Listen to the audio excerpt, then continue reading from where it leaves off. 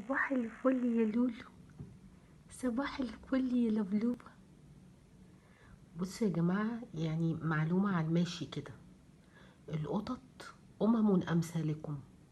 يعني أنا عندي لوفي ده طبيعته إن هو مش اجتماعي خالص، ومش عايز يكون اجتماعي. هو يعرفني أنا بس، مش عايز يعرف حد تاني خالص. غير باقي القطط اللي عندي بيحبوا يتفاعلوا مع الناس. لوفي لأ. هو مكان ما انا موجودة هو قاعد ومش عايز. يعني اول ما حد بيجي ضيوف او كده بيستخبى على طول ويجي يقعد هنا لوحده، ويخاف جدا يتعامل او يتفاعل مع اي حد. فعادي جدا لو القطط بتاعتكو نفس الموضوع، يعني دي حاجة مش غريبة يعني. وصباحكم جميل ان شاء الله مع لوفي.